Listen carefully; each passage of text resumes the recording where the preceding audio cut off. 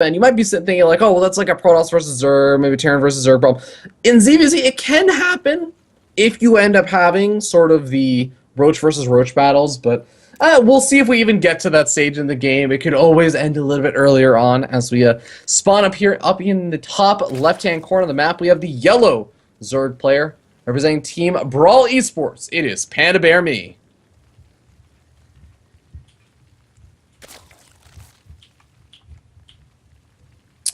And over on the opposite side, the bottom right-hand side, that is, it's the red Zerg player currently up 1-0 and in a match point, looking to close out with a 2-0 victory. Can he do it? Playing for Team Gravity, guys, it is Gamja.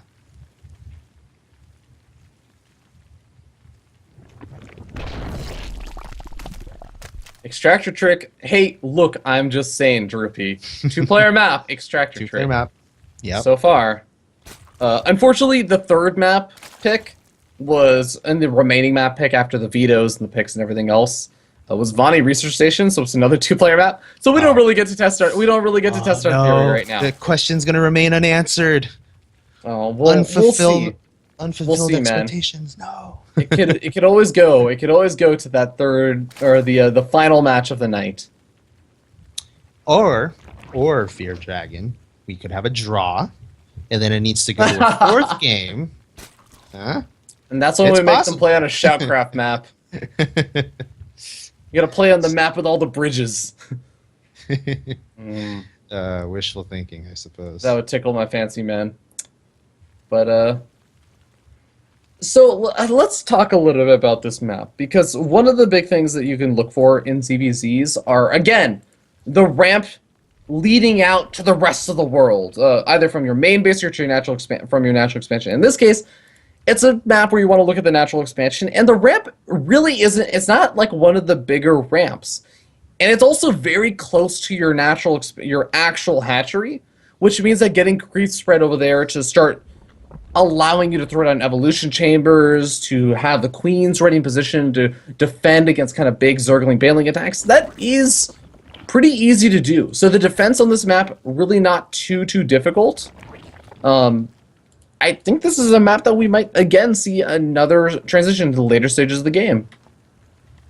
Yeah, I think you make a good point, because the way we're looking at PandaBearMe open here is he's delayed his gas. He wants to crank out some queens first.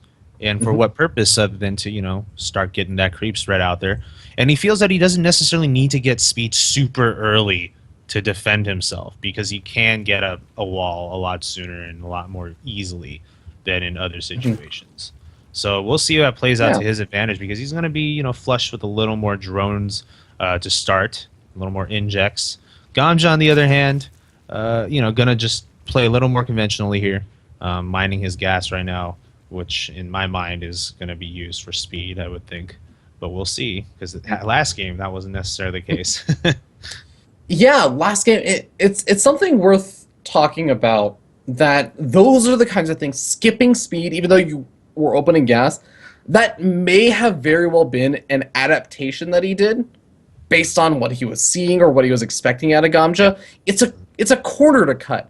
And that's so important to think about in a mirror matchup, PvP, TvT, ZVZ, whatever.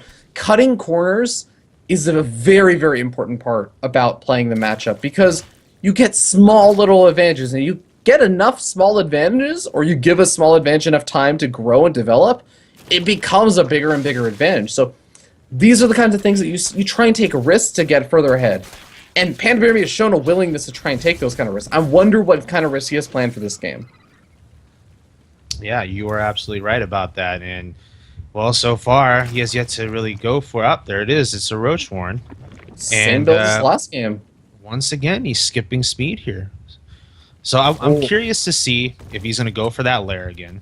He hasn't quite done it yet. Okay, there it is. What's he going to do with tier 2, though? I don't know if we're going to see him go to tier 2. Because the game might actually end earlier on. Gamja has an enormous number of Zerglings that he's just now revealing. And here's the thing, PandaBearMe, I want to go back to this map and how it's actually not that bad of a map to defend on. And PandaBearMe has been playing it not super greedy. He has not been cutting that many corners on the defense. He's got a spine crawler up. And he's got a good number of queens, he's going to have enough energy for transfuses. So, sure, the banelings are morphing in, but what's he going to do? Try and baneling bust down one of the evolution chambers with the Roach Warren? He's going to try and go after the queens, but with some good transfuses, he still has an opportunity to defend this. Yeah, this is almost reminiscent of a ZVT. Great transfuse. As opposed to ZVZ. Yeah. Where you paint bust down a wall, and there's some repair-ish going on with the transfuses. Not quite working out yet for Gamja. Ooh, so close! The evolution chamber falls! But are there enough lings left to even make this worthwhile? Well, I mean, the roaches are out, so I don't think so. I don't like that PandaBearMe is moving away from that wall, and I feel like he needs to continue to defend it. Well, Zergling's coming in, and he's starting. Hey, you know, Gamja's starting to do some damage. Yeah, you know, those banelings unloaded onto those beefy units there, those roaches, and they absorb it without too much of an issue. Transfuses keeping them alive longer, and, well, not a lot done by that baneling bust attack. Really, just 2 workers killed. I'll take that any day. And PandaBearMe now is up on tech advantage here, and he can counter if he wants to. Enormous tech advantage. Yeah, that's the thing. He's not only got the tech advantage of having roaches out versus just pure ling baneling, he's not only got the fact that he's got more gas geysers mining and more drones, he's also got his lair tech finished up way before his opponent. Gamja, that attack did not go well by any means whatsoever. Now, there's still a bit of a concern where Zergling run-bys or something like that could be annoying, but look at this, PandaBearMe, he's hold positioning some roaches over at his front. I think that he may very well be going for that attack that you were talking about. Yeah, and, you know, he's going to time it along with roach speed that he's getting about halfway done here, and once that kicks in, it's going to be a pretty strong counterattack. Although that Roach Warren, though, is it's bleeding right now, I have to say. It's a bit scary. The blood is just gushing out of it. Oh my god, it's a good thing that Zerg buildings do not take extra damage when they're in injured state. Even though, yeah, you would think that has a lot of blood, man. Yeah. Could solve some water crisis. Just like start drinking blood instead. Because I mean that's an infinite pool of water. California, we found your solution. Oh yeah. Tell me about it. No more drought. Well, I wonder if Gamja's going into Roach now, so he's not going to try to go straight into mutas or anything. We're going to have a bit of an engagement right here. Oh, PandaBearMe's got to be very, very careful over here. That Spine Crawler is going to add in so much for him. Even though PandaBearMe has a nice upgrade advantage and everything, I don't really like the idea of him committing over here. Just because, again, Defender's advantage, everything else. He's just poking and trying to pick off all units he can. I don't think he actually has to commit at all. I really don't like this.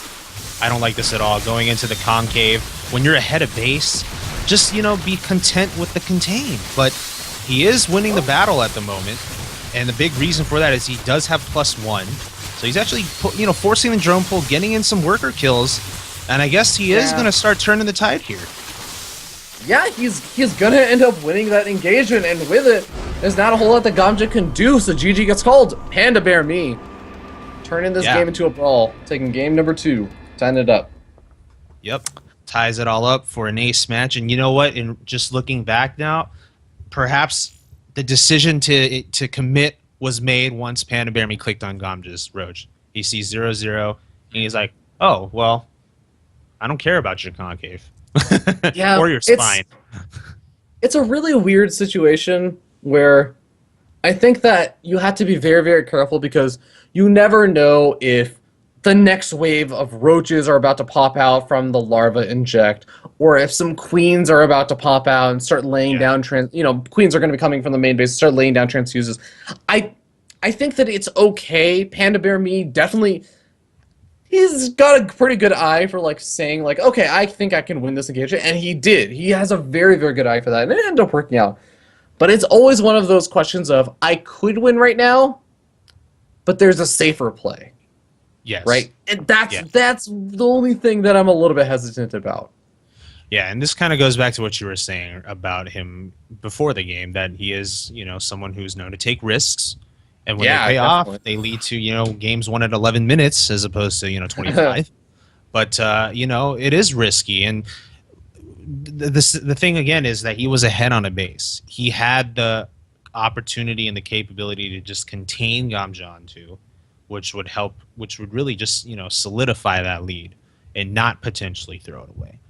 But, you know, because of that risk taking, we're here now in game number 3, and this one is going to be deciding who gets into the winner's match. Oh, and talk about a map that is great for risk-taking and cutting corners and all kinds of fun shenaniganry. Vonnie Research Station, I was talking about this earlier, and the fact that you don't even need to do that complicated evolution chamber, roach warring, queen wall. If you just stick 2 queens at your front, and you got assault, you're set. Your wall off is done. Maybe get some zerglings behind them in case one of the queens end up dying or something crazy happens. Like, for the most part, though, you really can just play fairly greedy, fairly late game, lair tech oriented, or at least roach tech oriented. Yeah, absolutely. And